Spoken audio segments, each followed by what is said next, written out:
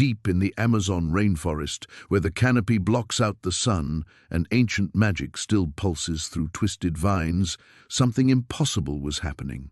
Maya pressed herself against the massive cecropia tree, her 4-foot frame barely visible among the buttressed roots. The village elders had cast her out 3 days ago, too small to be useful, too strange to be trusted, they said. What they didn't know was that Maya's tiny hands could heal wounds that would kill a grown man, and her blood carried the DNA of the first shamans. The ground trembled beneath her bare feet. Through the emerald twilight, a figure emerged, 8 feet tall, covered in living bark and moss, eyes like molten gold.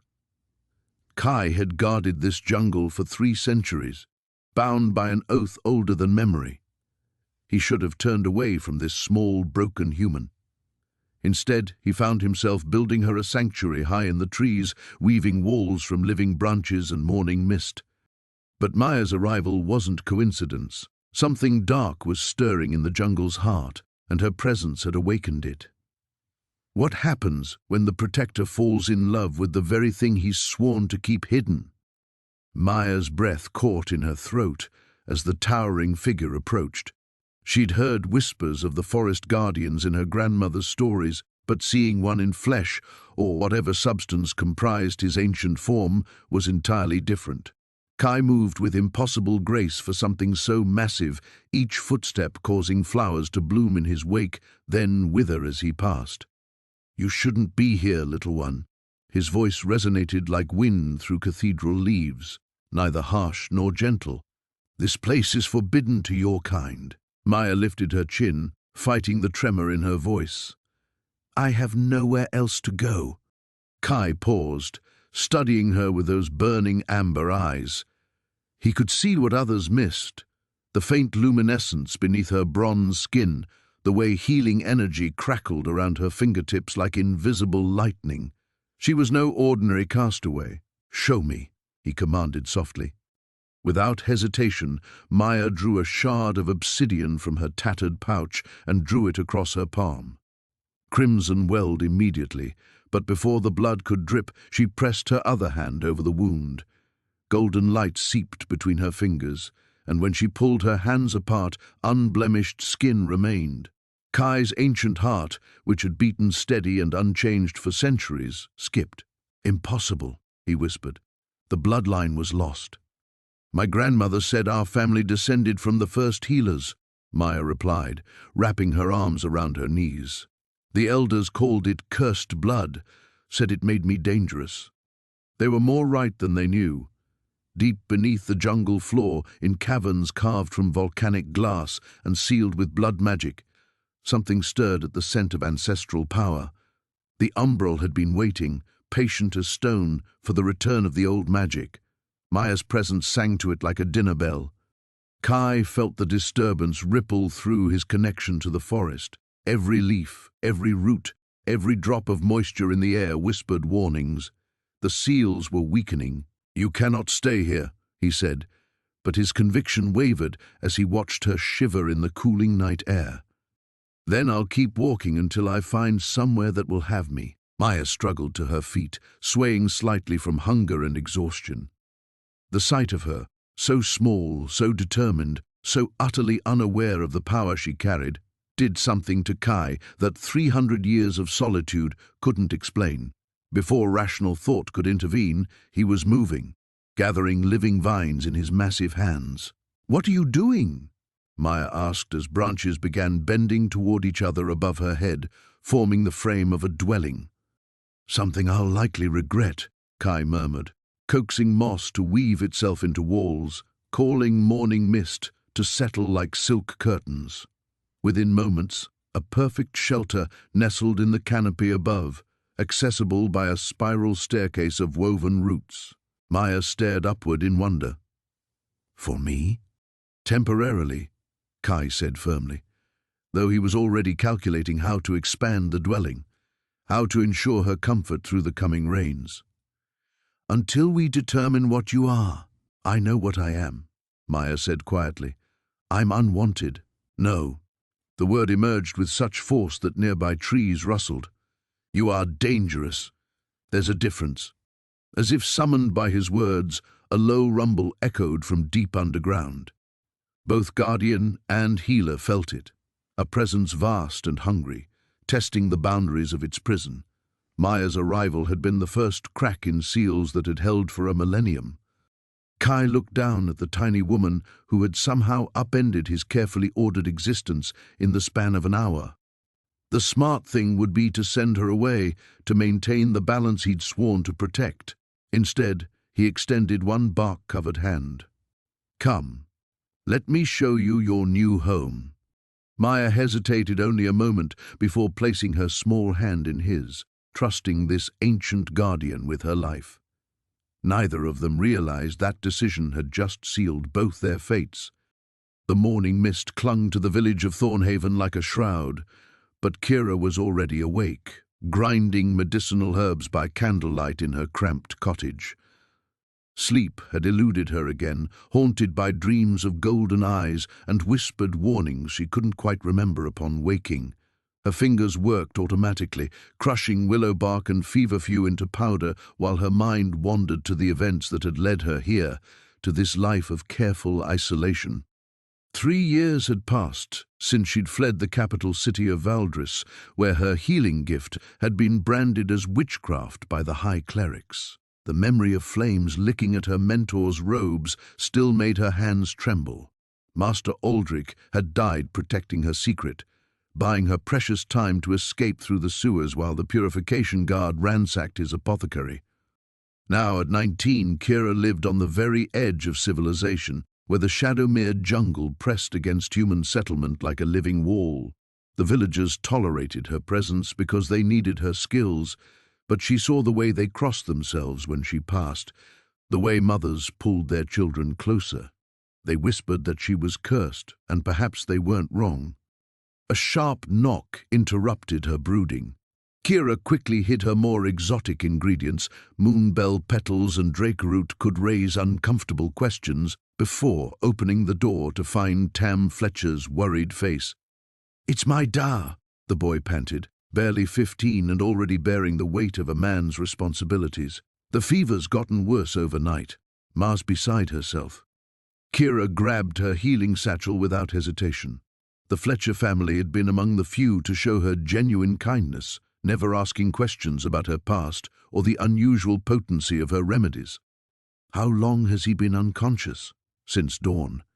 He keeps muttering about shadows moving in the trees, but that's just the fever talking, right?" Something cold settled in Kira's stomach. "Right," she said, though her voice carried less certainty than her words. Too many villagers had been speaking of strange dreams lately, of whispers in languages that predated human settlement in these lands. They hurried through the narrow dirt streets as the village stirred to life. Merchants were already setting up their stalls in the small market square, and the blacksmith's hammer rang against heated metal. Normal sounds of a normal day, yet Kira couldn't shake the feeling that something fundamental had shifted in the world's balance. The Fletcher cottage sat near the village's outer edge, close enough to the jungle that vines crept along its walls and exotic bird calls drifted through the windows. Inside, the air was thick with the scent of sickness and fear. Martha Fletcher looked up from her husband's bedside with red-rimmed eyes. "Blessed be you've come," she whispered. "I don't think he has much longer." Kira knelt beside the bed and pressed her palm to Edwin Fletcher's burning forehead. Immediately, her healing sense flowed outward, seeking the source of his illness. What she found made her blood turn to ice water. This was no natural fever. Something dark and ancient had touched Edwin's mind, leaving tendrils of shadow wrapped around his consciousness like parasitic vines. As her power probed deeper, trying to understand what she was seeing, the darkness suddenly writhed and struck back. Pain lanced through Kira's skull as alien whispers filled her thoughts. Images flashed behind her eyes, vast trees older than memory, stone circles wreathed in perpetual mist, and something immense stirring in the deepest heart of the jungle, something that had been dreaming for a very long time and was beginning to wake. She jerked her hand back with a gasp, nearly falling backward. Martha reached out to steady her, eyes wide with alarm. "What is it? What did you see?" Kira forced herself to breathe, to think. She couldn't tell them the truth, that Edwin's mind had been touched by something that shouldn't exist, something that was using human dreams as windows into the waking world. Instead, she reached into her satchel for a vial of crystalline powder that glowed faintly in the dim light. A particularly virulent strain of jungle fever, she lied smoothly, mixing the powder into water. The liquid began to emit a soft, warm radiance. This will help, but he needs to drink it while it's still glowing. Together, they managed to get the mixture down Edwin's throat. The effect was immediate. The lines of pain eased from his face, and his breathing deepened. But Kira knew she'd only treated the symptoms. Whatever was reaching out from the jungle's depths remained untouched. As she gathered her supplies, Martha pressed a small bag of copper coins into her hands. "I don't know how to thank you." "Just keep him resting," Kira replied. "And if anyone else in the village starts having strange dreams, fever dreams about the jungle, send for me immediately." The walk back to her cottage felt longer than usual, weighted down by knowledge she couldn't share. Something was stirring in the Shadowmere, something that threatened not just Thornhaven, but perhaps the entire kingdom. And somehow, impossibly, she was connected to it. The jungle seemed to hold its breath as Kira followed the massive guardian deeper into its emerald heart. Ancient trees towered overhead, their canopies so thick that only scattered beams of golden sunlight penetrated the perpetual twilight below. The air grew heavier with each step, laden with moisture and something else, a thrumming energy that made her skin tingle and her healing gift pulse restlessly beneath the surface. "Where are you taking me?" she asked, her voice barely above a whisper.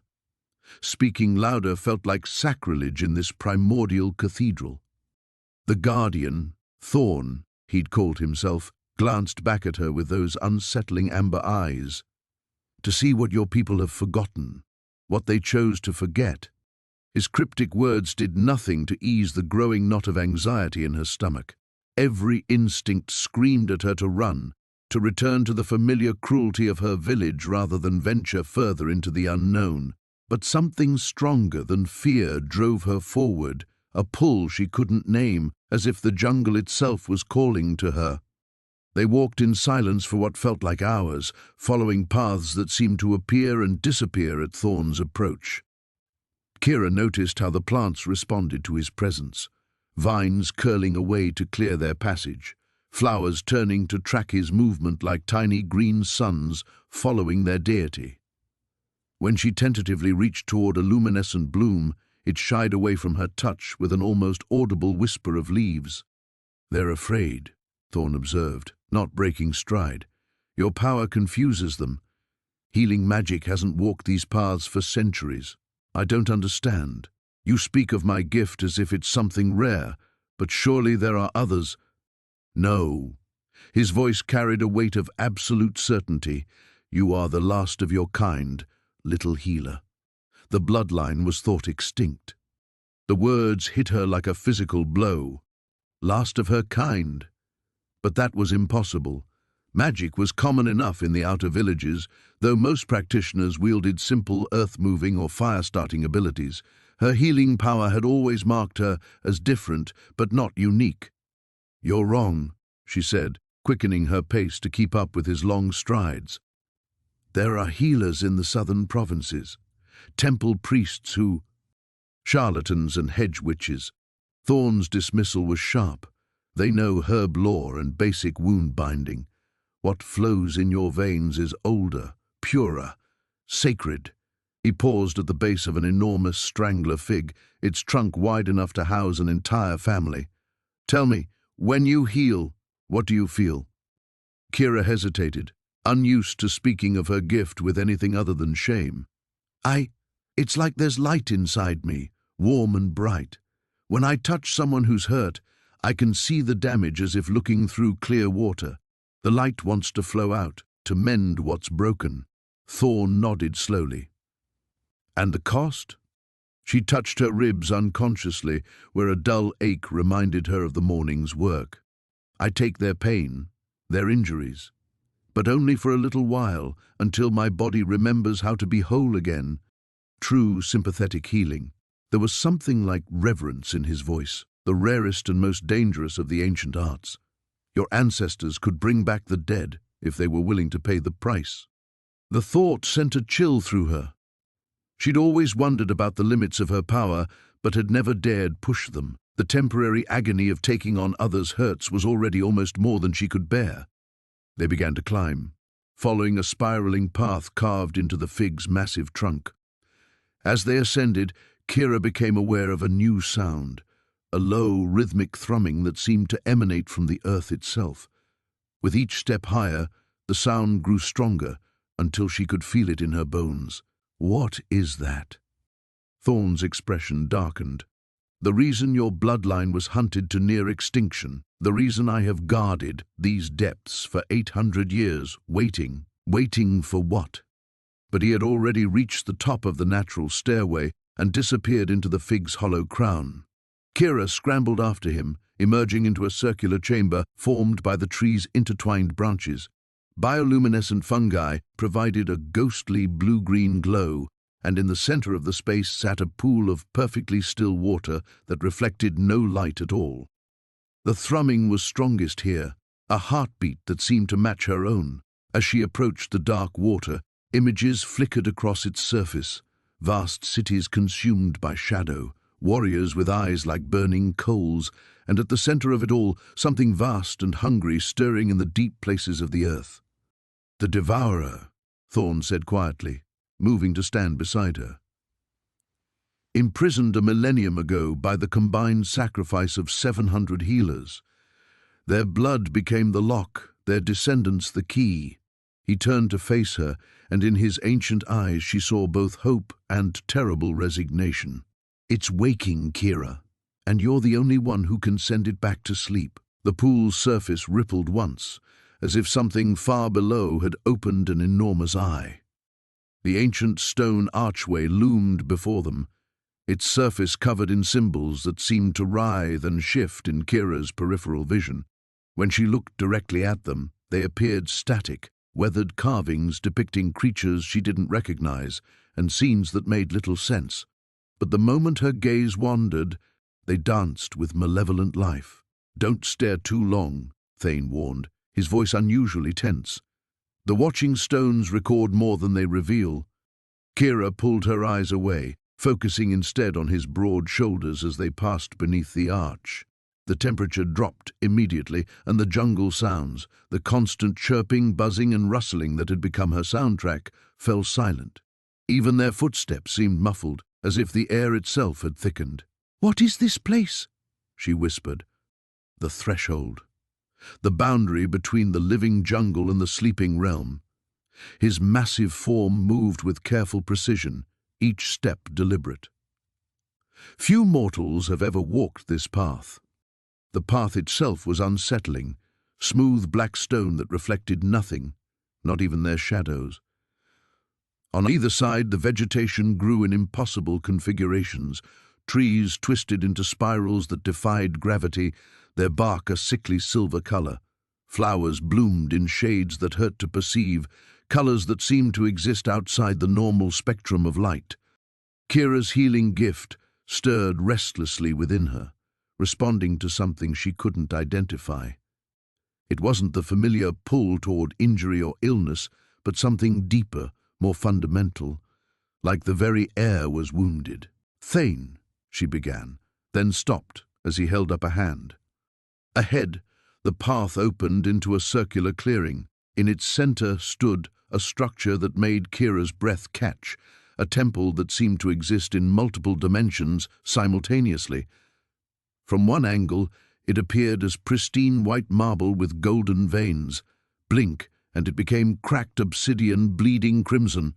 Blink again, and it shifted to something that wasn't quite stone or metal, its surface rippling like water. "The Nexus," Thane said, and for the first time since she'd known him, he sounded uncertain. "I had hoped, but the decay spreads faster than I feared." Kira saw it now, dark veins creeping across the temple's base like infected roots. Where they touched, Reality seemed to fray at the edges. The air shimmered with wrongness. That's what's been poisoning the jungle, she realized. That's what I've been sensing. The sleeper stirs, Thane confirmed grimly. The ancient seals weaken. If they fail completely... He didn't finish, but Kira felt the weight of unspoken catastrophe in his words. Her healing power surged, pulling her toward the temple with an intensity that made her gasp. The sensation was overwhelming, not just the urge to heal, but recognition, as if she'd been here before, though she knew that was impossible. "I need to touch it," she heard herself say. "Absolutely not." Thane moved to block her path, his golden eyes blazing. "The corruption would consume you in seconds. Even I dare not approach closer than this." But Kira was already moving, compelled by forces beyond her understanding. The healing gift that had always been gentle, controllable, now raged through her like a wildfire. She dodged around Thane's massive form with speed that surprised them both. "Kira, stop!" Her bare feet hit the corrupted ground around the temple's base, and pain exploded through every nerve. Not physical pain, something deeper. The agony of a world slowly dying, of ancient promises broken, of hope withering into despair. She should have collapsed, should have been destroyed by the intensity of it. Instead, she pressed forward. Her palm touched the temple wall, and everything changed. Light erupted from the point of contact, not the sickly phosphorescence of the corrupted jungle, but pure, clean radiance that made the twisted vegetation around them recoil. Kira felt the temple's true nature flood through her consciousness. This wasn't just a structure, it was a living seal, a guardian made of stone and will and sacrifice, and it was dying. But beneath the decay, beneath the creeping wrongness, she felt something else. A presence, vast and patient and unutterably evil, pressing against the weakening barriers with increasing force. The sleeper. She understood now why it had to remain bound, why the very fabric of reality would unravel if it ever broke free. The light spread from her touch, racing along the temple walls, burning away the dark veins. For a moment, the structure solidified into gleaming marble, whole and strong. Kira felt a surge of triumph. Then the backlash hit. The sleeper's attention turned toward her, and she felt herself withering under its regard. This was beyond her power, beyond anything mortal. She was an ant trying to hold back an ocean. Strong arms encircled her, pulling her back from the temple. Thane's voice rumbled urgent words she couldn't understand as darkness crept in from the edges of her vision. The last thing she saw was the corruption reasserting itself, spreading across the temple walls with renewed vigor. But for just a moment, she had felt something else stir in response to her touch. Not the sleeper's malevolence, but something older, deeper, something that remembered her. The morning sun filtered through the canopy in scattered golden beams as Kira followed Theron deeper into the jungle's heart. Her bare feet had grown accustomed to the soft earth and fallen leaves, though she still stumbled occasionally over the massive roots that snaked across their path. Theron moved ahead with fluid grace, his towering form seeming to bend the very forest around him rather than disturb it. "The trees grow differently here," she observed, running her fingers along bark that shimmered with an almost metallic sheen. "They feel older, because they are." Theron's voice carried a reverence she hadn't heard before. "These are the first grove, trees that have stood since the world was young. They remember when the barriers between realms were thin, when magic flowed like water through every living thing." Kira pressed her palm flat against the trunk and immediately gasped. Power thrummed beneath the bark, ancient and vast, making her own healing abilities feel like a flickering candle beside a bonfire. Images flashed through her mind, glimpses of a time when creatures of legend walked openly, when the sky burned with different colors, when the very air sang with enchantment. "What happened to it all?" she whispered, pulling her hand away with reluctance. "Why did the magic fade?" Theron stopped walking.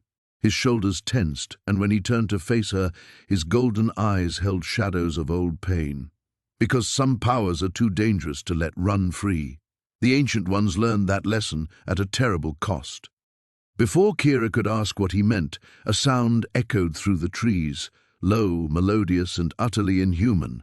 It seemed to come from everywhere and nowhere, reverberating through the ground beneath their feet and the air around them. The effect on Theron was immediate and startling. Every muscle in his body went rigid, his hand moving instinctively to the curved blade at his side. "We need to leave. Now." His voice had transformed into something hard and commanding. What was that sound? Something that should still be sleeping. Theron grabbed her hand, his touch sending that familiar jolt of warmth up her arm. The awakening isn't supposed to happen for another moon cycle. Something has accelerated the process. They ran through the first grove, Theron's longer strides forcing Kira to push herself harder than she ever had. Behind them, the sound came again, closer this time, and accompanied by a deep rumbling that made the ancient trees sway. Whatever was making that call was massive, and it was moving. "Theron, I can't keep this pace," Kira gasped, her lungs burning. Her small frame wasn't built for this kind of sustained flight. Without hesitation, Theron swept her into his arms, cradling her against his chest as he continued their desperate retreat. The contact was overwhelming. Not just the physical sensation of being held by someone so much larger and stronger, but the way their energies seemed to merge where their skin touched. Kira could feel his heartbeat, rapid but steady, and beneath that, something else. A power that dwarfed even the ancient trees, held in check by iron will and centuries of discipline. "What are you?" She breathed against his neck, the question escaping before she could stop it. His step faltered for just a moment. "I am what I've always told you. A guardian." "That's not an answer." The sound erupted again, so close now that birds exploded from the trees around them in panicked clouds of feathers and cries. Through the canopy above, Kira caught a glimpse of something vast and dark moving between the ancient trunks, too large and too quick for her to make out clearly, but definitely not of this world. Theron suddenly veered left, plunging into a grove of silver-barked trees that seemed to part before them like curtains. He didn't stop until they reached a small clearing where a spring bubbled up from between moss-covered stones. Only then did he set her down, his breath coming hard. "We should be safe here for now," he said, scanning the tree line with wary eyes. "The sacred springs mask our presence." Kira sank onto a fallen log, her mind reeling. "That thing, it was hunting us, wasn't it? Not us specifically. It's drawn to power, to magic. And you—" He looked at her with an expression she couldn't quite read. "Your abilities are growing stronger, more noticeable." She held up her hands, staring at her palms as if she might see the power he spoke of. "I don't understand what's happening to me. Ever since I met you, it's like something inside me is waking up." Theron knelt beside the spring, cupping the crystal-clear water in his hands. When he looked up at her, his golden eyes held a weight of knowledge that seemed far too heavy for any one person to carry. "There are things about your heritage you don't know, Kira. Things about why you were really cast out from your village. And I'm beginning to fear that our meeting was not the accident I hoped it was." The ancient stones beneath Kira's feet hummed with a power that made her healing gift resonate like a struck bell. She pressed her palm against the nearest pillar, gasping as visions flooded her mind, glimpses of ceremonies conducted in moonlight, of robed figures chanting in languages lost to time, of something vast and hungry being bound by threads of silver light. The sanctuary of whispers, Thorn's voice cut through her reverie, low and reverent. "My people built this place to contain what should never have been given form." Kira pulled her hand back, fingers tingling. The circular chamber stretched before them, its domed ceiling disappearing into shadows that seemed to move with their own volition. 12 pillars formed a perfect ring around a central dais, where symbols carved deep into black stone pulsed with an eerie phosphorescence. "What exactly are we containing?" she whispered, though part of her already knew the answer would terrify her. Thorn moved to stand beside one of the pillars, his massive frame dwarfed by the ancient architecture. A god of entropy, a being that feeds on the breakdown of order itself, on decay, on death, on the dissolution of all things into chaos. His amber eyes reflected the strange light as he turned to face her. Your people's stories probably remember it as the Devourer, though they've forgotten why that name should make them tremble. The healing energy within Kira suddenly felt fragile, like a candle flame in a hurricane. And it's waking up. The bindings are weakening. He gestured to the symbols on the dais, and Kira noticed that several flickered irregularly, their light dim and stuttering. Each time I've brought an injured creature here for healing, each time the jungle's life force has been renewed, it's like feeding strength to both sides of an eternal struggle. The sanctuary maintains the balance, but barely. Kira approached the central platform, drawn despite her fear. That's why you've been alone all this time, why you can't let anyone get too close. Everything I protect, everything I care for, makes the bindings stronger, but also makes me vulnerable to being used against them. His voice carried centuries of isolation and regret. The previous guardians learned that love could be weaponized against duty. She thought of her own exile, of the village that had cast her out for being different, for possessing power they couldn't understand or control. But you brought me here anyway, because the bindings are failing regardless. Thorn stepped onto the dais, his footsteps echoing strangely in the vast space. And because your gift isn't like anything the sanctuary has encountered before. Look. He knelt beside one of the flickering symbols and placed his hand over it without quite touching the stone. Immediately, the carving brightened, its light steady and strong. But when he lifted his hand, it began to fade again. The guardians were meant to channel life energy into the bindings, but we can only sustain what already exists. We cannot create or renew. His gaze found hers across the chamber.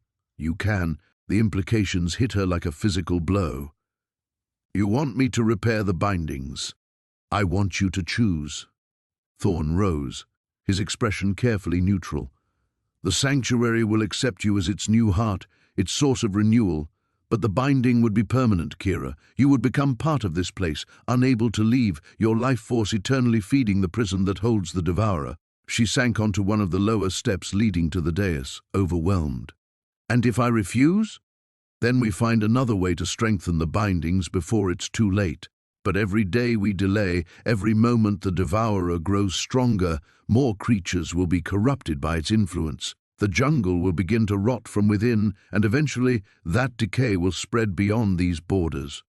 The silence stretched between them, filled with the weight of impossible choices. Kira closed her eyes and reached out with her healing sense, trying to understand the complex web of energies that surrounded them.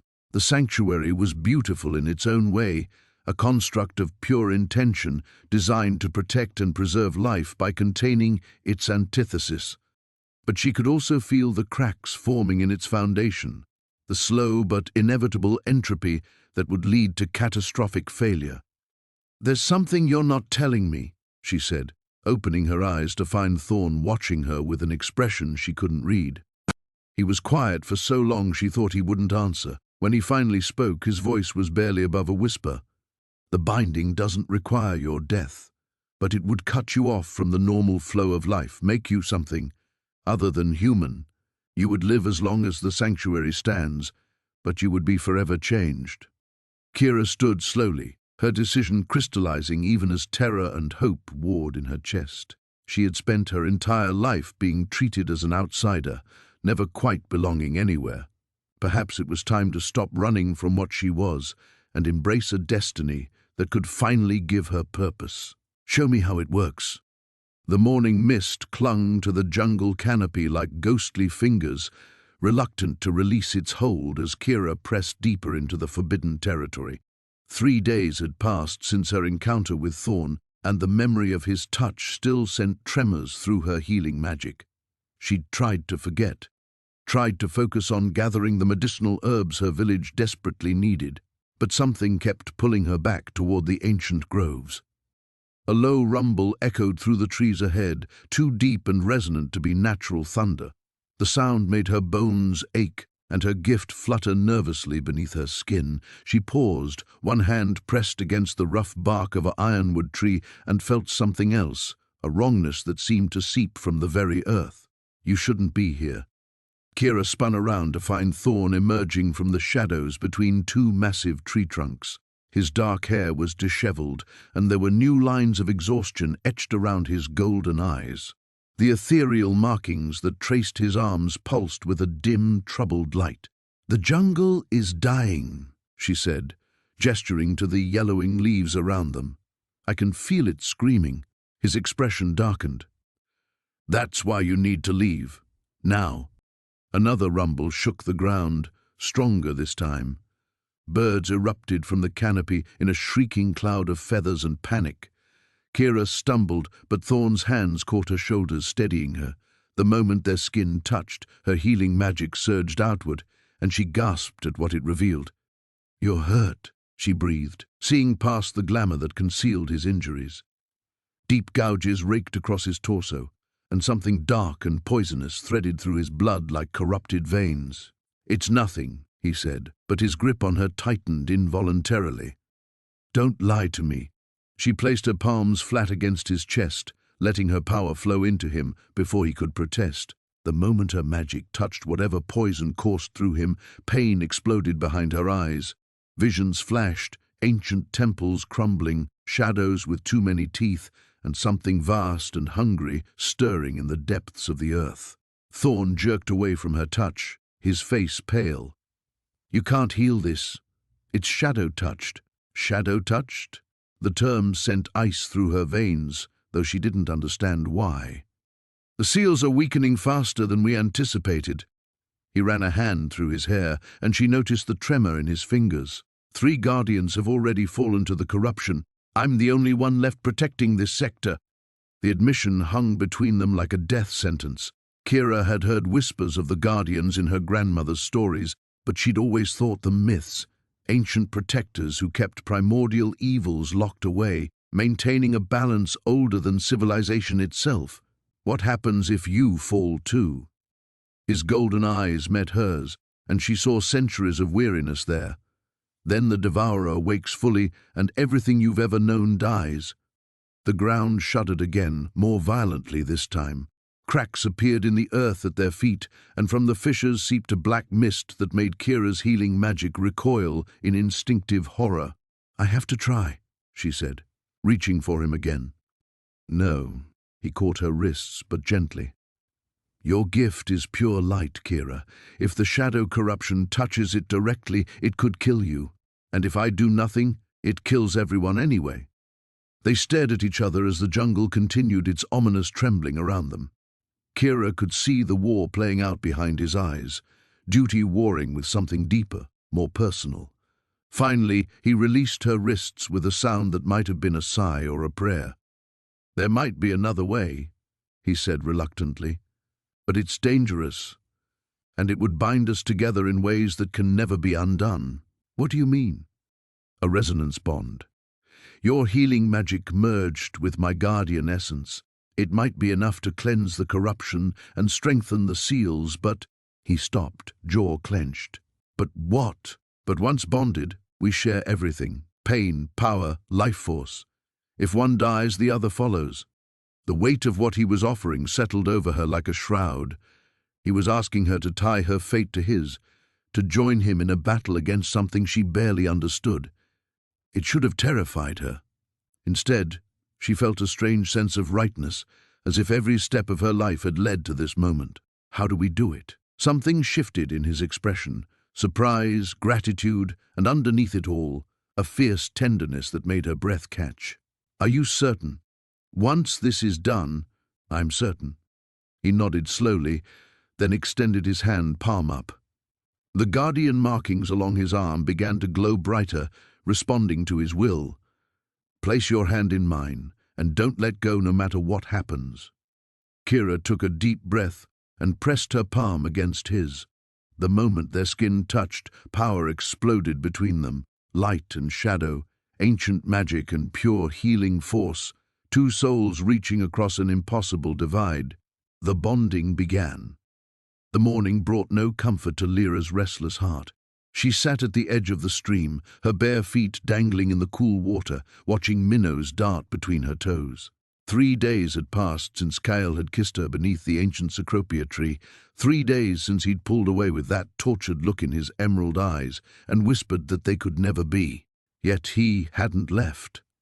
Every morning she found fresh fruit beside her sleeping mat, mangoes still warm from the sun, passion fruit dripping with sweetness. Every evening when she bathed in the stream, she felt his presence watching from the shadows, protective and distant as a guardian spirit. He was keeping his oath to protect her while denying himself everything else. It was driving her mad. "You're brooding again." The familiar voice made her jump. Mira emerged from behind a curtain of hanging vines, her weathered face creased with knowing concern. "I'm thinking," Lyra corrected, though she knew it was a weak defense. "About him." Mira settled beside her with a grunt, her old bones creaking. "Child, I've lived long enough to recognize the particular misery of forbidden love. It radiates from you like heat from a fever." Lyra's cheeks burned. He made his choice. Did he? Or did fear make it for him? Mira's dark eyes studied her with uncomfortable intensity. "Tell me, what do you know of the Guardian's curse?" "Nothing." Lyra turned to face her fully. "Kyle never speaks of it directly." Mira was quiet for a long moment, her gnarled fingers trailing in the water. "The first Guardians were created during the Shadow War, when the Devourer last walked among us. Powerful shamans bound their souls to the jungle itself, giving them strength beyond mortal men, but chaining them to an existence of solitude." A chill ran down Lyra's spine despite the warm air. Solitude? The magic that makes them guardians is jealous, possessive. It was designed to prevent any divided loyalties, any weakness that might compromise their sacred duty. Mira's voice grew soft with old sorrow. To love another is to risk losing everything, their power, their purpose, their very connection to the life force that sustains them. "That's barbaric," Lyra whispered. "That's desperation." The shamans who crafted the binding knew what they were condemning their chosen to, but the alternative was the destruction of everything. Mira grasped Lyra's hand. "But there have been rumors, old stories passed down through generations of healers. Some say the curse can be broken." Hope flared in Lyra's chest like a struck flame. "How?" "A joining of souls so complete, so pure, that it becomes stronger than the original binding. Two hearts beating as one, two spirits merged beyond the reach of jealous magic." Mira's eyes gleamed. "But it requires perfect trust, perfect love, and a willingness to risk everything for that connection." Before Lyra could respond, a sound shattered the peaceful morning, a roar that seemed to shake the very foundations of the earth. Birds erupted from the canopy in panicked clouds, while monkeys shrieked warnings from the treetops. The stream itself seemed to recoil, its waters turning momentarily dark. Kyle materialized beside them, as if conjured from shadow, his face grim.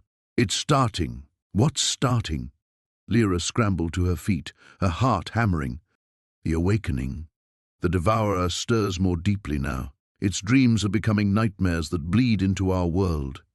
His green eyes met hers, and she saw centuries of dread reflected there. "We need to move deeper into the jungle, to the Heart Temple. It's the only place we might be safe while I prepare the final binding rituals." "What final binding rituals?" Mira stood as well, suspicion sharp in her voice. Kyle's jaw tightened. "The same ones that created the Guardians.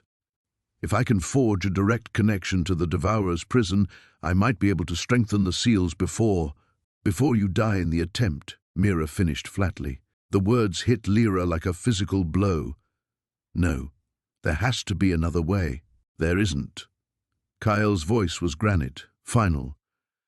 "This is what I was made for, Lyra. This is my purpose." Another roar echoed through the jungle, closer this time. Flowers withered on nearby vines, their petals turning black and crumbling to ash. The very air seemed to thicken with malevolent presence. Lyra watched Kyle's face as he surveyed the growing corruption, saw the terrible resignation there. He truly believed this was his fate, to die alone in service to duty, just as he'd lived alone. The Guardian's curse had shaped him so completely he couldn't imagine any other ending to his story. But Lyra could. "The Heart Temple," she said quietly. "How far?" 2 days' journey through the most dangerous part of the jungle. Kyle's eyes searched her face. "The trials will be unlike anything you've faced." "Then we'd better start walking." She shouldered her small pack, her healing supplies secure within. "And Kyle, your purpose isn't to die for the jungle. It's to protect it. Sometimes those are very different things." As they set off into the green depths, Lyra carried Mira's words like a secret flame in her heart. The curse could be broken. She simply had to find a way to convince the most stubborn guardian in 1,000 years to let her try. The ancient stone chamber trembled as Kira's hands pressed against the crystalline seal, her healing magic pouring into the corrupted veins of shadow that spiderwebbed across its surface. Each pulse of her power sent waves of agony through her small frame, but she gritted her teeth and held on. The darkness wasn't just contained here, it was feeding, growing stronger with each passing moment. "It's not working," she gasped, silver light flickering weakly around her fingers. "The corruption is too deep." Thane's massive form loomed behind her, his emerald eyes fixed on the writhing shadows beneath the crystal. For 8 centuries he had guarded this place, keeping the ancient evil dormant. Now, watching Kira's desperate attempt to heal what had taken millennia to poison, he felt something crack inside his chest that had nothing to do with magic. "Step back," he commanded, but his voice lacked its usual authority. No, Kira's defiance blazed brighter than her failing magic. "There has to be a way. My grandmother's journal mentioned a binding ritual. Your grandmother was a fool who nearly doomed us all with her meddling." The words escaped before he could stop them, harsh and cutting in the chamber's oppressive silence. Kira's hands fell away from the seal, and she turned to face him with tears streaming down her dirt-stained cheeks. She was trying to help, just like I am. The sight of her pain hit him like a physical blow. In the span of mere days, this tiny outcast had shattered every wall he'd built around his heart, made him feel things he'd forgotten were possible. But caring for her meant keeping her safe, even if it meant driving her away. "Help?" His laugh was bitter. "Look around you, little healer. The seals are failing. The corrupted beasts multiply by the hour. Your help has awakened something that was better left sleeping. Then teach me." She stepped closer, unafraid of his towering presence. "You've had centuries to find another way. There must be something." "There is." The admission fell from his lips like a stone into still water. But the cost. The ground beneath them shuddered violently, and hairline fractures appeared in the crystalline seal. Through the growing cracks, wisps of pure malevolence seeped out, tasting freedom for the first time in 1,000 years. Kira instinctively reached for her magic again, but Thane caught her wrist in his massive hand. Where their skin touched, something extraordinary happened. Her silver light merged with the deep green of his ancient power, creating something entirely new, a golden radiance that made the escaping shadows recoil with shrieking fury. "Impossible," he breathed, staring at their joined hands. But Kira understood immediately. "We're connected. The bond, it's not just emotional. Our magic resonates together." The truth crashed over him like a tidal wave. The prophecies he'd dismissed, the ancient texts that spoke of a guardian's heart awakening to amplify a healer's gift, it had all seemed like romantic nonsense. Yet here was the proof, blazing between them like a star. "The ritual your grandmother attempted," he said slowly. "It requires 2 sources of power, a healer to mend what is broken, and a guardian to anchor the binding. But the magic needed would kill us both," Kira finished, reading the answer in his tortured expression. Another tremor shook the chamber. The seal was failing faster now, centuries of accumulated darkness pressing against its weakening barriers. In the distance, They could hear the roars of corrupted creatures growing bolder, venturing closer to the temple ruins above. "How long do we have?" she asked. "Hours. Maybe less." His thumb traced across her knuckles, a gesture so gentle it seemed impossible from someone of his size. "There might be another way. If I can reach the heart of the corruption alone—" Her voice carried the same iron will that had brought her into the jungle against all warnings. "We do this together, or not at all. Kira, you don't understand what you're asking. The pain alone. I've been in pain my entire life." She stood on her toes, her free hand touching his face with infinite tenderness. "The villagers' hatred, the isolation, watching people die because I wasn't strong enough to save them. But with you, for the first time, I'm not alone."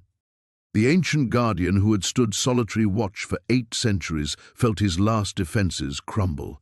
This impossible, magnificent creature had walked into his world and changed everything. She'd shown him what it meant to hope again, to love again. "If we do this," he said, pulling her against his chest as another crack split the seal, "there's no going back. I know." Her smile was radiant despite the darkness gathering around them. "But maybe some things are worth the risk." Above them, the temple groaned as something vast and hungry stirred in the depths below, testing the boundaries of its prison. Time was running out, and their impossible love might be humanity's last hope against the awakening dark. The ancient chamber thrummed with malevolent energy as Kira pressed her palm against the crumbling seal. The stone felt ice-cold beneath her touch, yet she could sense the churning darkness beyond it, a presence so vast and hungry it made her healing powers recoil instinctively. "Don't!" Thorn's voice carried a desperate edge as he stepped closer. "You don't understand what you're risking." She turned to face him, noting how the ethereal light emanating from the weakening barriers cast harsh shadows across his features. For the first time since she'd known him, he looked truly afraid, not of the ancient evil stirring behind the seal, but of what she might do.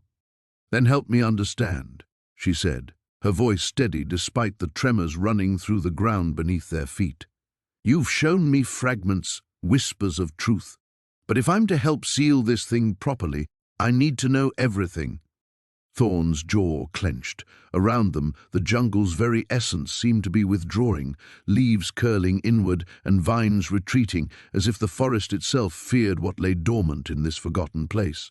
The other guardians had fallen back to the chamber's entrance, their ancient faces grave with knowledge Kira could only guess at. "The Devourer," Thorn began, his voice barely above a whisper, "was not always what it is now. Once, it was like us. A guardian, perhaps the greatest of our kind. It protected not just the jungle, but the balance between all living things." The seal pulsed, and hairline cracks spread like spider webs across its surface. Kira felt something brush against her consciousness, cold, curious, and utterly alien. She jerked her hand back, but the connection remained, a thin thread of awareness linking her to whatever waited beyond. "What changed?" she asked, though part of her already suspected the answer. "Power," Thorn said simply. "The same power that flows through you now, the ability to heal, to mend what is broken. But healing requires understanding the nature of life and death, and that understanding can corrupt even the purest intentions." Through the thread of connection, Kira felt echoes of ancient memories, not her own, but belonging to the thing behind the seal. She saw glimpses of a being that had once walked among mortals as a healer, whose touch could cure any ailment, restore any wound. But with each act of healing came deeper knowledge of the forces that governed life itself. "It began to see mortality as a flaw," Thorn continued, moving to stand beside her. His presence helped anchor her against the pull of those alien memories. Death as an imperfection to be corrected. It started small, extending lives, preventing natural deaths. But each intervention required more power, and soon it was taking that power from other living things. The chamber shuddered as something massive pressed against the weakened seal from the other side. Dust rained from the ceiling, and one of the guardians called out a warning in their ancient tongue. The barriers were failing, faster than expected. Eventually, Thorn's voice grew strained. It stopped seeing the difference between healing and consuming.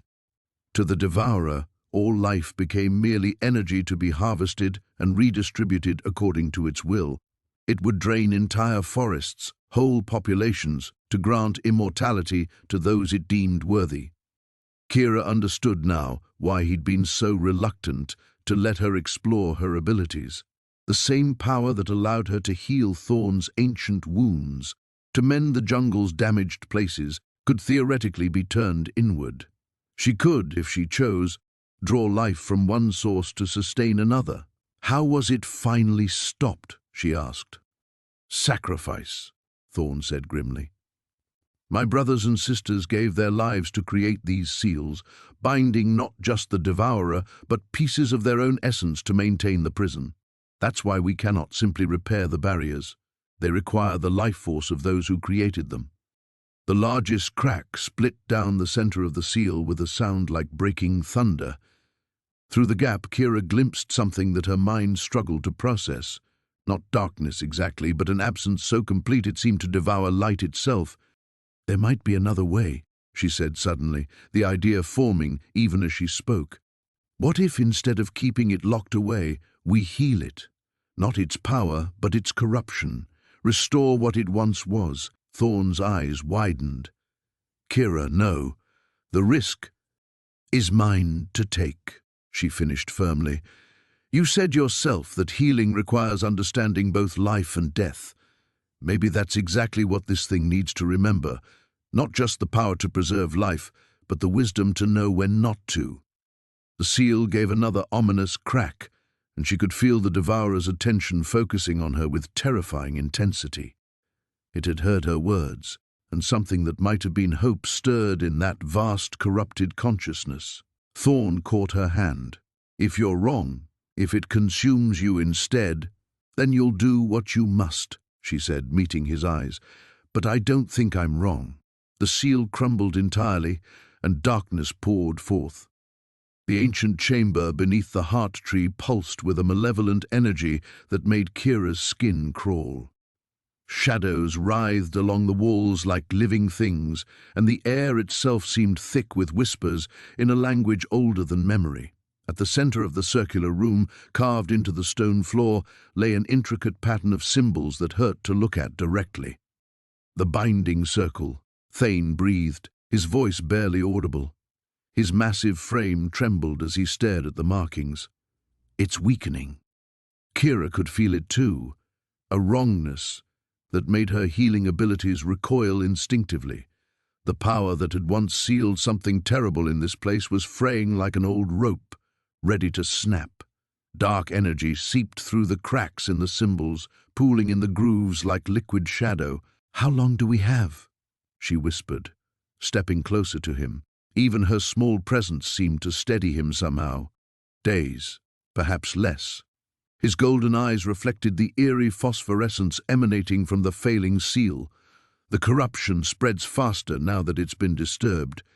When this circle breaks completely, he didn't need to finish. They both knew what would happen. The devourer would wake, and everything they loved would be consumed. Kira knelt beside the circle, her hands hovering over the nearest symbol. The moment her skin came within inches of the carving, pain shot up her arms like lightning. She jerked back with a gasp, cradling her hands against her chest.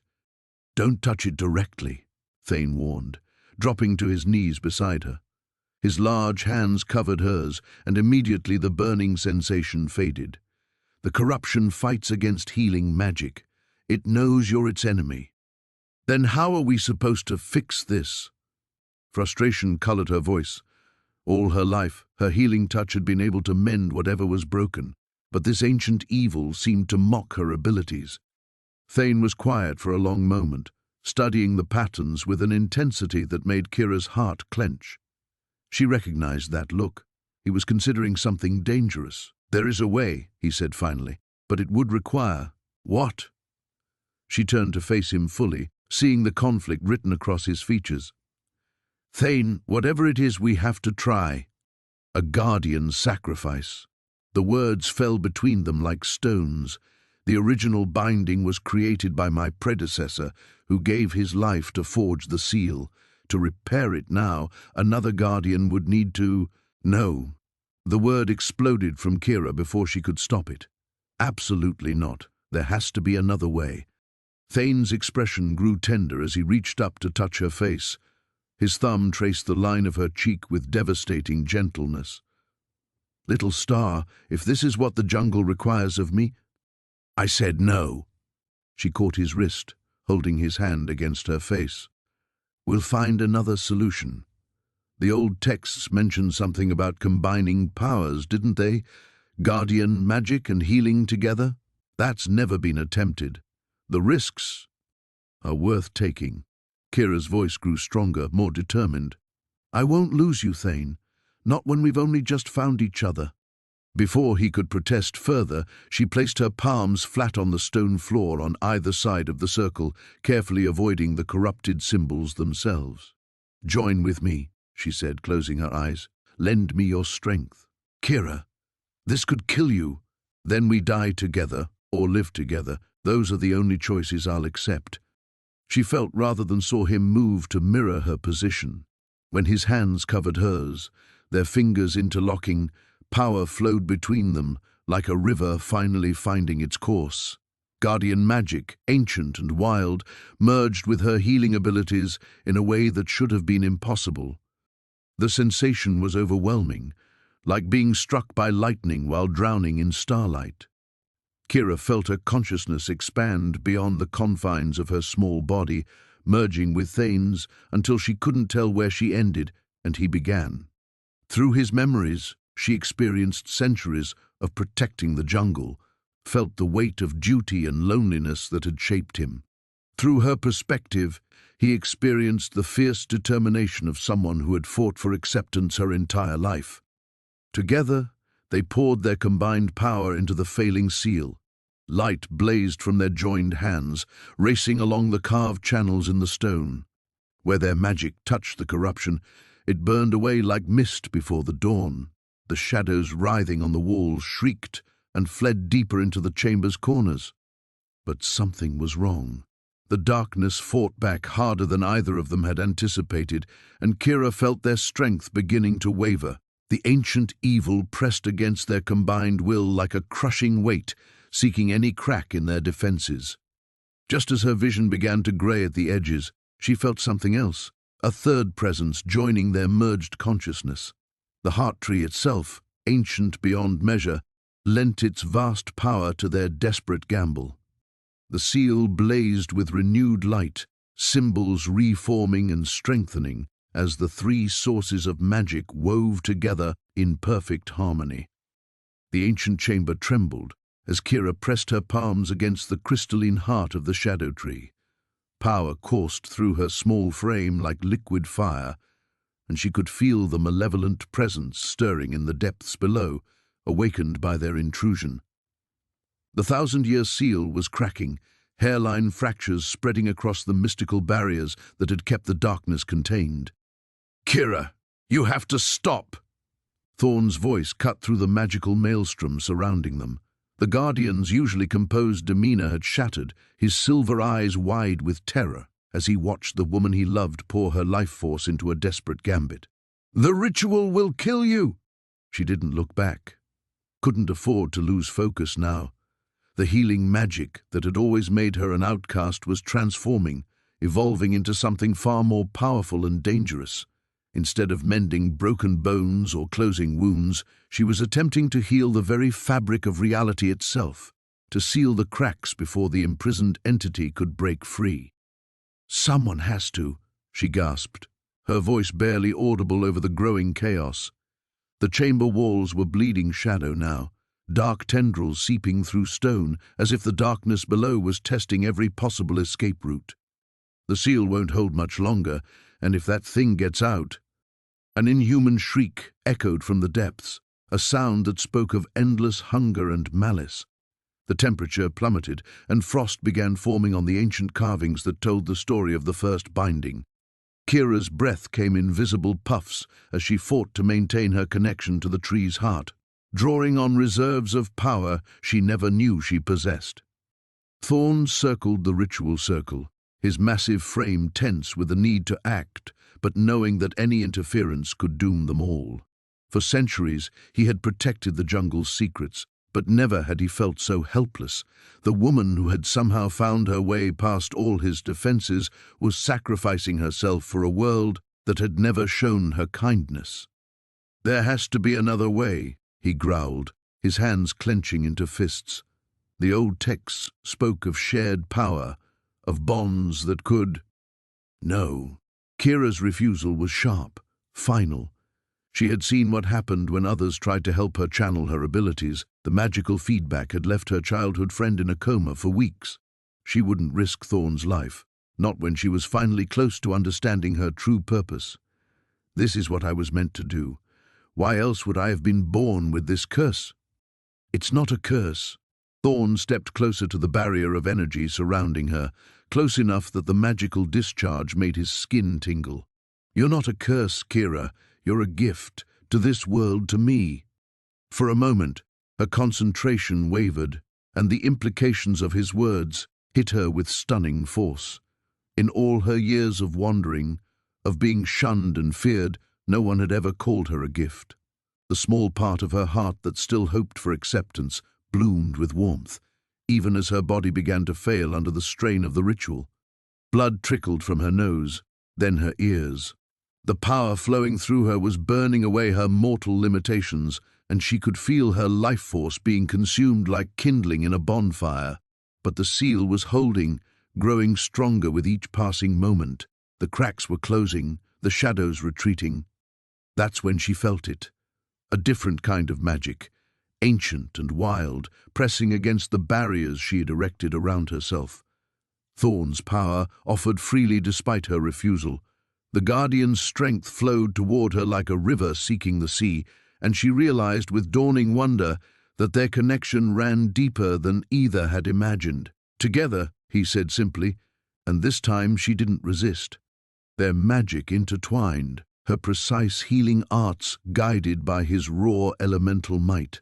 The crystalline heart blazed with renewed light, and the seal below thrummed with power that felt eternal, unbreakable. The entity's furious howls grew distant, muffled by layers of reinforced binding that would hold for another 1,000 years, perhaps longer. When the last of the shadows retreated and the chamber fell silent, Kira collapsed.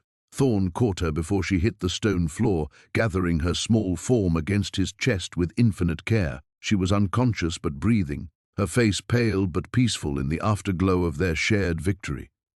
As he carried her from the chamber, Thorn couldn't help but smile at the irony. For so long, he had believed his duty was to keep others away from the jungle's secrets.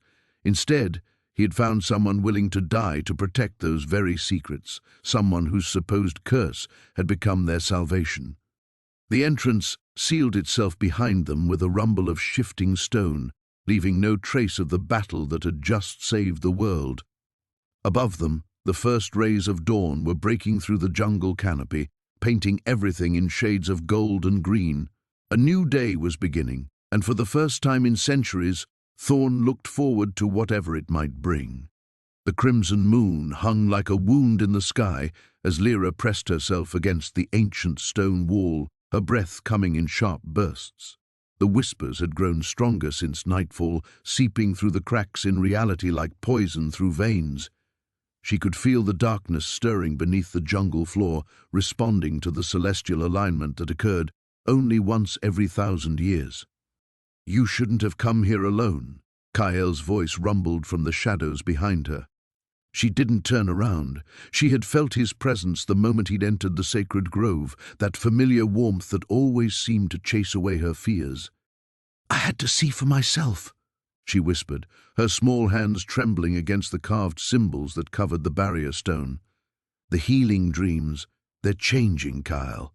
Instead of showing me how to mend wounds, they're showing me how this thing breaks free." He moved to stand beside her, his massive frame dwarfing her even more in the moonlight. The guardian marks along his arms pulsed with a faint silver light, responding to the proximity of the ancient prison. "The devourer feeds on fear and doubt. Perhaps it's trying to corrupt your gift."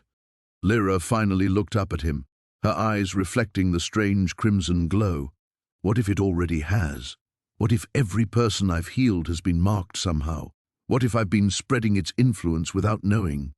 The anguish in her voice made something twist painfully in Kyle's chest. For 8 centuries, he had guarded these secrets alone, had borne the weight of protecting the world from horrors it couldn't imagine.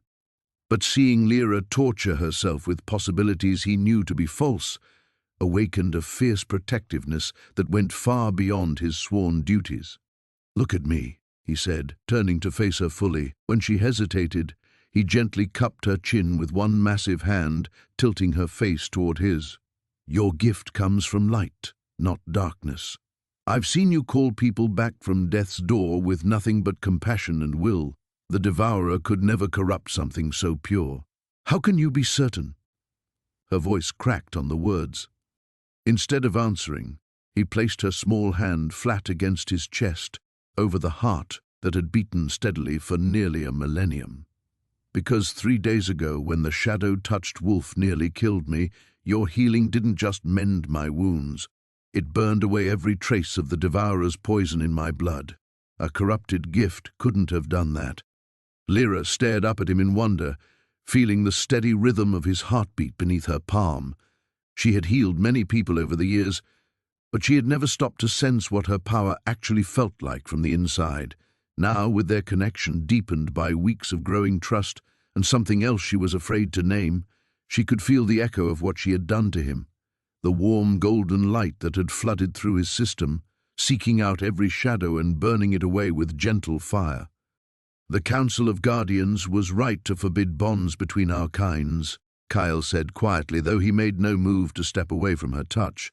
"Not because such connections are wrong, but because they make us powerful in ways that terrify those who prefer predictable boundaries." A sound like breaking glass echoed across the grove as another crack appeared in the barrier stone. The whispers grew louder, more insistent, and Lyra could swear she heard her name being called by voices that had never known warmth or mercy. "It's accelerating," she breathed. "The alignment isn't supposed to peak for another 2 days." Kyle's expression darkened as he studied the spreading fractures. "Unless something is amplifying its power." His silver eyes snapped to hers. "The attacks on the outer settlements, what if they weren't random? What if the Devourer has been using the fear and pain to strengthen itself?" The implications hit Lyra like a physical blow. Every person who had died in the shadow creature attacks, every moment of terror before the end, it had all been feeding the thing behind the barrier. And while she had been healing the survivors and feeling proud of her contribution, the real enemy had been growing stronger. "We have to warn the others," she said. But even as the words left her mouth, she knew it was too late for warnings. The ground beneath their feet began to tremble, and the ancient trees around the grove started to wither, their leaves turning black and falling like tears. In the distance, something howled, not with the voice of any natural creature, but with the sound of endless hunger finally scenting freedom. Kyle's hand found hers, his fingers intertwining with her smaller ones in a grip that felt like a promise. "Whatever happens next," he said, his voice steady despite the chaos beginning to unfold around them, "we face it together." The barrier stone cracked down the middle with a sound like thunder, and the whispers became screams. The crimson moon hung like a wound in the sky as Kira pressed her palm against the ancient stone altar. Power thrummed beneath her fingers, old magic, darker than anything she had ever encountered. The very air seemed to pulse with malevolent energy, making her healing gifts recoil instinctively. "You shouldn't be here." Thane's voice carried a tremor she had never heard before. The towering guardian stood silhouetted against the twisted trees that surrounded the forbidden grove, his usually steady hands gripping his ceremonial spear with white knuckles. "Neither should you," Kira whispered, but she didn't pull away from the altar. The stone was warm despite the chill night air, and something deep within its carved surface called to her with an urgency that made her chest tight. "But we're both here anyway." The grove itself seemed wrong. Trees grew in impossible spirals, their bark blackened as if burned from within. No insects chirped, no night birds called, Even the wind held its breath in this place that had been sealed away for a millennium. Kira understood now why Thane's people had hidden this location behind layers of protective magic and sacred oaths. "The seal is breaking," she said, reading the ancient symbols that covered the altar's surface. Her healing touch translated pain wherever it went, and this stone sang with the agony of something immense struggling against its bonds. "That's why you brought me here, isn't it? Not to stop me from interfering, but because you need me." Thane's jaw tightened. For weeks he had fought against the growing certainty that his duty and his heart were pulling him in the same direction. The Guardian traditions demanded he protect the jungle's secrets alone, but the awakening evil beneath the grove was beyond anything his ancestors had faced when they first created this prison.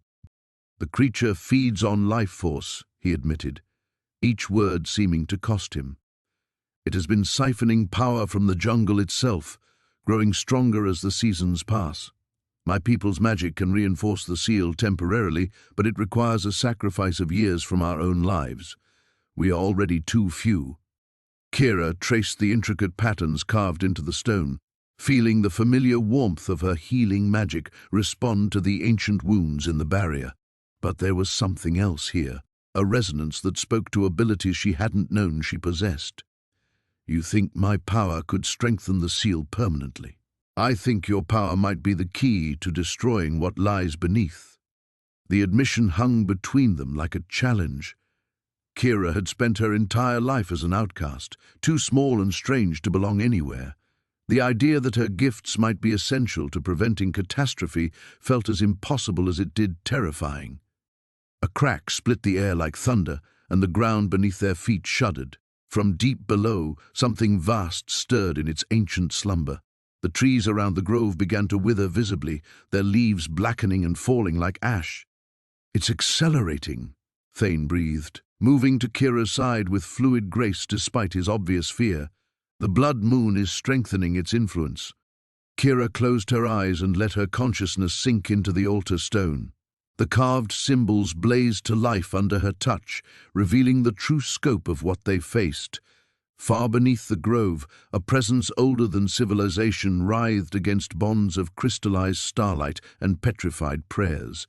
It had once commanded armies of shadow, devouring entire kingdoms before the first guardians had managed to trap it here. But the prison was failing, and when it broke completely, the creature would emerge hungrier than ever after its 1,000-year fast. "There's another way," Kira said suddenly, her eyes snapping open. The symbols had shown her something the original architects of this place had never intended, a pattern within the pattern, a possibility born from the intersection of healing magic and sacrificial protection. "The seal doesn't have to hold it forever. We can redirect its power." Thane stared at her. "Redirect it, how?" "Into me." The words came out steadier than she felt. "My healing magic doesn't just mend wounds. It transforms destructive force into something regenerative. If I can create a conduit through the altar, I might be able to convert the creature's malevolent energy into something that strengthens the jungle instead of consuming it. The process would kill you." Kira met his gaze, seeing her own desperate hope reflected in his ancient eyes. "Maybe, or maybe it would transform me too, change me into something that could contain this kind of power permanently." Another tremor shook the grove, stronger this time. In the distance, trees began to crack and fall as invisible hunger drained them of life. They were out of time for careful consideration or alternative plans. Thane stepped closer, his hand covering hers on the altar stone. "If we do this, we do it together. Guardian and healer, as it should have been from the beginning." The crimson moon pulsed overhead like a heartbeat as Kira nodded, and together they began to channel their combined power into the failing seal. The ancient chamber trembled as dark energy pulsed through the crystalline walls, each wave stronger than the last. Kira pressed her palms against the central pillar, her healing magic flowing into the cracked stone, but for every fissure she sealed, two more appeared. The malevolent presence that had slumbered beneath the jungle for a millennium was stirring, and her power alone wasn't enough to contain it. "It's not working," she gasped. sweat beading on her forehead as another violent tremor shook the foundation. The corruption is too deep. Thane stood beside her, his massive form rigid with concentration as he channeled his guardian magic into the failing wards. The ancient symbols carved into his skin blazed with silver light, but even his centuries of power seemed insignificant against the rising darkness. "The seals are breaking faster than we can repair them. We need another way." A bone-chilling laugh echoed through the chamber as shadows began seeping through the cracks in the floor. The voice that followed was like grinding stone and whispered nightmares. "Too late, little healers. Too late for your feeble magic." Kira's breath caught as she felt the malevolence pressing against her consciousness, trying to worm its way into her thoughts. She'd experienced evil before, but nothing like this. This was hunger given form, destruction that had festered and grown for 1,000 years of imprisonment. "The binding ritual," Thane said suddenly, his golden eyes meeting hers with desperate intensity. "There is one way, but—" "Tell me," she interrupted, pouring more of her strength into the failing pillar even as her knees began to shake. "A blood binding between guardian and healer. It would merge our essences permanently, create a power strong enough to forge new seals." His voice carried a weight that made her stomach clench. "But Kira, once done, it cannot be undone. Our lives would be bound together until death, and the magic required, it would burn away years of our existence." Another crack split the air like thunder, and through the widening fissures came something that made Kira's healing magic recoil in instinctive terror. Tentacles of pure darkness, writhing with hungry intelligence, reached toward them. "I don't care about the cost," she said fiercely, turning to face him fully. "Tell me what to do." Thane's expression was torn between admiration and anguish. "Your village already cast you out for being different. This binding, you would become something beyond human entirely. There would be no going back to any semblance of a normal life." "My life was never normal," Kira replied, grabbing his hands as the shadows crept closer. "And I've never wanted normal. I want this, us, whatever we can build together." The dark presence sensed their resolve and shrieked its fury, sending a wave of corruption that turned the crystal walls black. Time was running out. Thane pulled a ceremonial blade from his belt, its edge gleaming with runic inscriptions. "Place your palm against mine over the focal stone. When I begin the incantation, let your magic flow freely. Don't try to control or direct it. The ritual will guide the merger." Kira nodded, accepting the blade and drawing it across her palm without hesitation. The pain was sharp but brief, her healing magic already working to stanch the bleeding. Thane made his own cut, deeper and more deliberate, and pressed their wounded hands together over the glowing heart of the pillar. The moment their blood mingled, Kira felt something fundamental shift inside her. It was like standing at the edge of a vast ocean, knowing she was about to dive into depths from which she might never surface. Thane began to chant in the old language, words of power that seemed to resonate in her bones. The magic that rose between them was unlike anything she'd ever experienced, not just her familiar golden warmth or his silver strength, but something entirely new. Their essences spiraled together, creating patterns of light that pushed back the encroaching darkness. The binding felt like being remade from the inside out. Every cell in her body hummed with new power, and she could sense Thane's thoughts, his emotions, his very soul intertwining with hers. The love she felt from him was overwhelming, matched only by his fear for what this might cost her. "I choose this," she projected to him through their new connection. "I choose you." Their combined magic erupted outward in a brilliant wave that struck the dark tentacles and sent them recoiling with inhuman shrieks. New symbols blazed to life across the chamber walls, not the old wards, but something stronger, forged from their merged power. The malevolent presence raged against the fresh bindings, testing their strength, but the seals held. For now, as the immediate danger passed, Kira swayed on her feet, feeling the profound changes still reshaping her from within. When she looked at her hands, faint silver lines now traced patterns beneath her skin, marking her transformation. Thane caught her as her knees buckled, his own face drawn with exhaustion. "It's done," he whispered. "We've bought time." But even as he spoke, they both knew this was only the beginning. The ancient temple trembled as shadows writhed through its corridors like living smoke. Kira pressed herself against the cold stone wall, her heart hammering as whispers in a language older than memory echoed around her. The healing light that had always been her gift flickered weakly in her palms, barely enough to illuminate the terror etched across her face. Somewhere in the darkness ahead, Thane was fighting for both their lives. She had lost sight of him when the void serpent burst from its millennia-long slumber, shattering the containment seals with a sound like reality itself cracking. The creature that emerged was nothing like the forest spirit she had learned to communicate with. This was pure malevolence given form, a writhing mass of shadow and hunger that devoured light itself. A roar shook dust from the ceiling, followed by the distinctive ring of Thane's blade meeting something solid. Hope flared in her chest. He was still alive, still fighting, but for how long could even an ancient guardian stand against the very evil he had been created to contain? Kira forced herself to move, following the sounds of battle deeper into the temple's heart. Her bare feet made no sound on the worn stones, her small size allowing her to slip through passages that would challenge larger intruders. The irony wasn't lost on her. The same diminutive stature that had made her an outcast among her people now served as her greatest advantage. The whispers grew louder, more insistent. They spoke of power beyond imagining, of a world remade in shadow where the weak would finally rule over the strong. Part of her, the part that remembered every cruel word, every dismissive glance, wanted to listen. But then she thought of Thane's gentle touch, the way he saw strength where others saw only frailty, and pushed the seductive voices away. The corridor opened into a vast chamber, and Kira's breath caught. The void serpent filled the space like a nightmare made manifest, its form constantly shifting between solid and ethereal. Coils thick as ancient trees whipped through the air, each movement trailing darkness that seemed to eat the very air. And there, dancing between those deadly appendages with impossible grace, was Thane.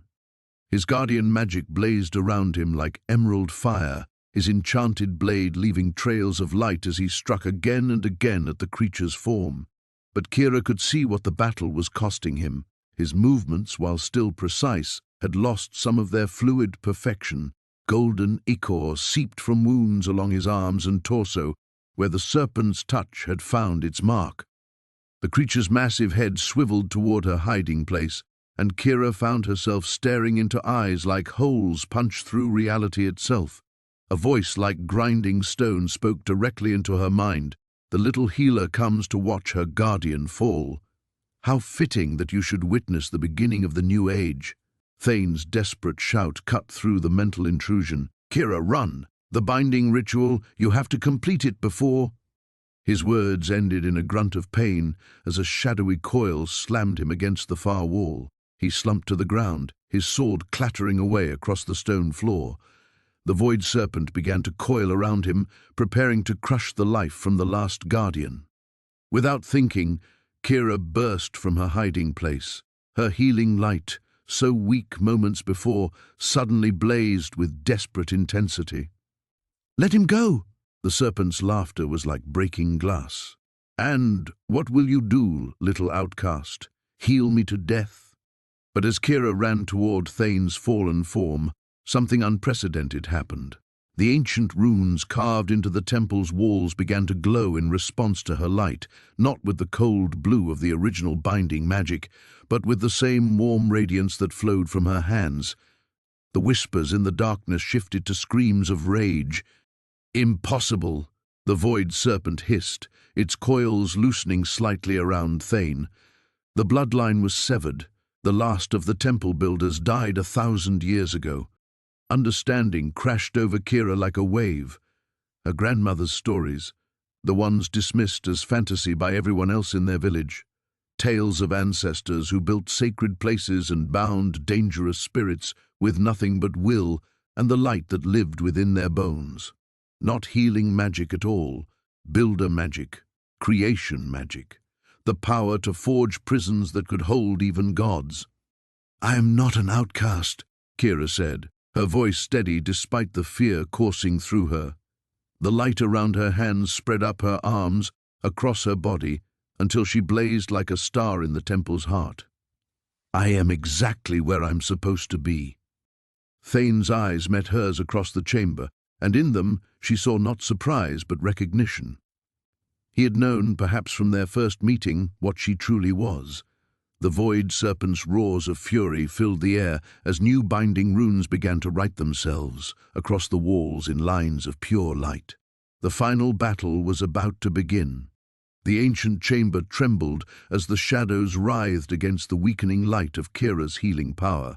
Her small frame shook with exhaustion, golden threads of magic streaming from her fingertips toward the massive obsidian seal that had contained the void serpent for a millennium. Cracks spider-webbed across its surface, each fracture releasing wisps of pure darkness that seemed to devour the very air. "It's not holding," she gasped, sweat beading on her forehead as she poured more energy into the failing barrier. "Thane, I can't." "You can." His voice was steady despite the chaos erupting around them. The Guardian's massive form stood between her and the writhing shadows that sought to break her concentration, his sword cutting through tendrils of darkness that lashed out like living things. "I believe in you, little healer." The endearment that had once made her heart flutter now filled her with desperate determination. She had traveled so far from the village that cast her out, had discovered powers within herself that she never knew existed. But more than that, she had found love in the most unexpected place, with an immortal guardian who had sworn 1,000 years ago to protect the world from this very evil. Behind the crumbling seal, something vast and ancient stirred. The temperature in the chamber plummeted, and their breath came in visible puffs as the void serpent's consciousness pressed against its prison. Kira could feel its hunger, its rage at being bound for so long, its burning desire to consume everything touched by light. "The ritual Grandmother Willow taught you," Thane called over the rising shriek of escaping darkness. "Use it now!" Kira closed her eyes, reaching deep within herself for the words the ancient dryad had whispered to her in the grove. The healing magic that had always set her apart from others began to shift, transforming into something greater, not just the power to mend what was broken, but to restore what had been corrupted. The golden light streaming from her hands brightened, and for a moment the cracks in the seal began to close. But the effort sent her to her knees, blood trickling from her nose. She was too small, too human to contain such power for long. "I'm not strong enough," she whispered, her voice breaking.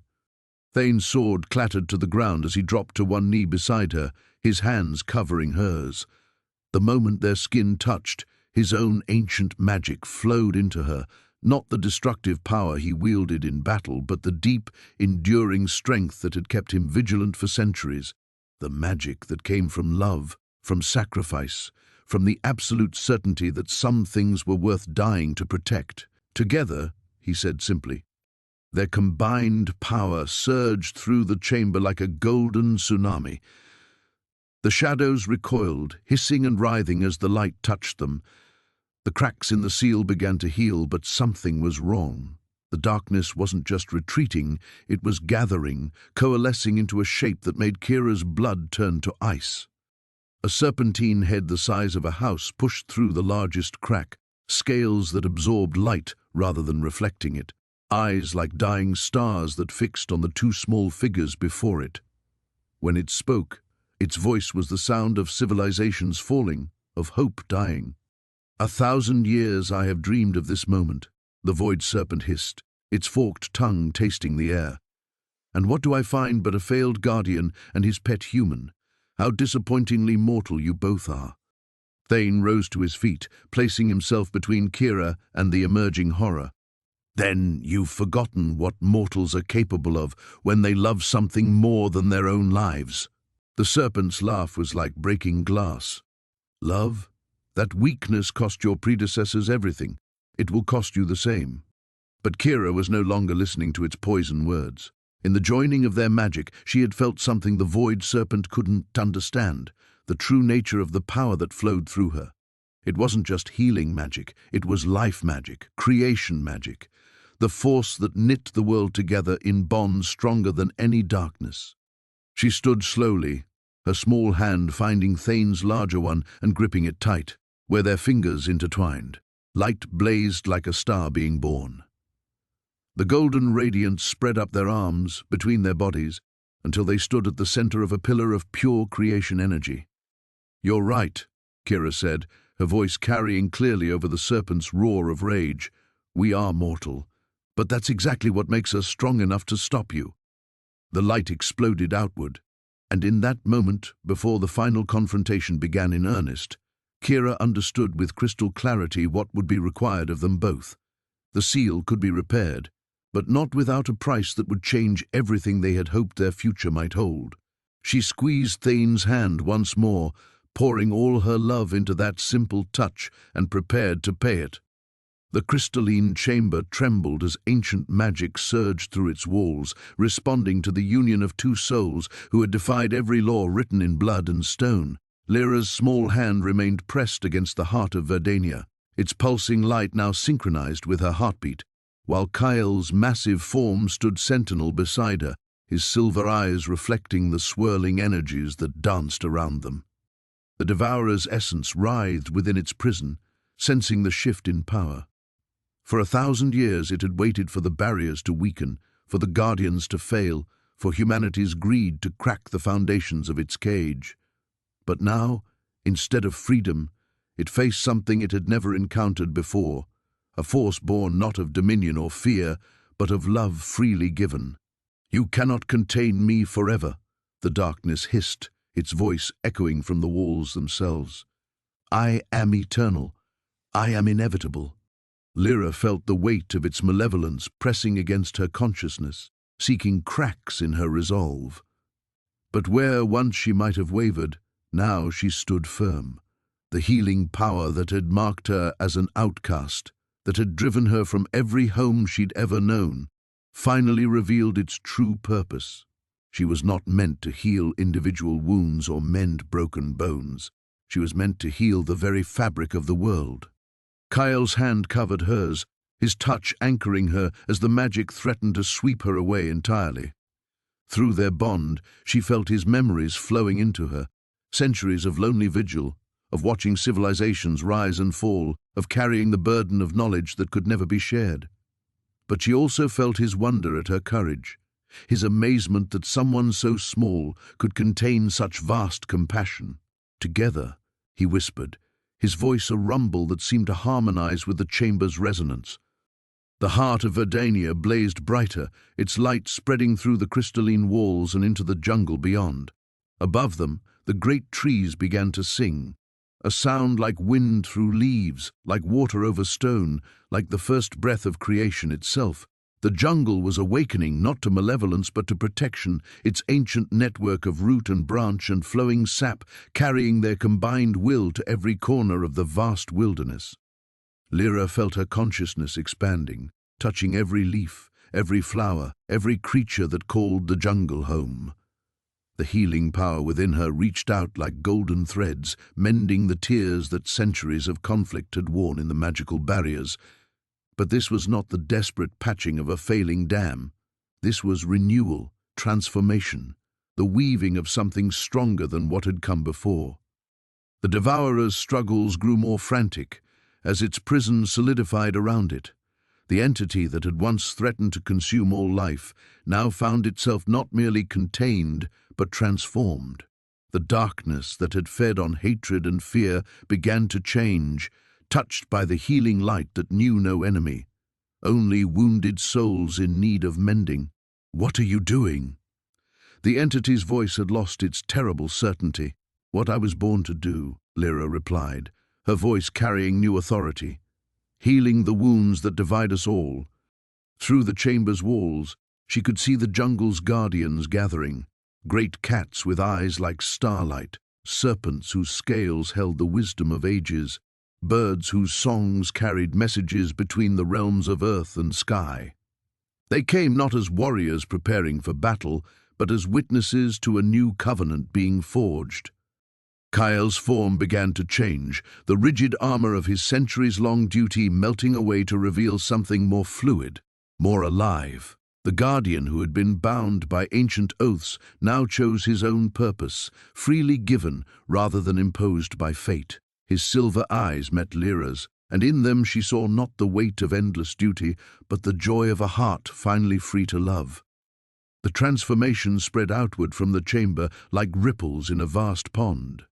The borders between the jungle and the human settlements beyond began to shimmer with new possibilities. Where once there had been fear and mistrust, now there could be understanding. Where once there had been the threat of ancient evil breaking free, now there was the promise of healing on a scale the world had never imagined.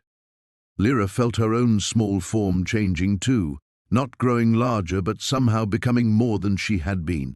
The outcast child who had wandered friendless through hostile villages was gone, replaced by someone who could stand between worlds and offer her hand to both. Her healing gift, no longer a burden to be hidden, blazed forth like a beacon calling all wounded souls to safety. As the last echoes of the Devourer's protests faded into acceptance, the chamber filled with a new kind of silence, not the absence of sound, but the presence of peace. The long war between order and chaos, between civilization and wilderness, between fear and hope, had found its resolution in the love of two beings who had dared to trust in something greater than themselves. The jungle held its breath and then began to sing.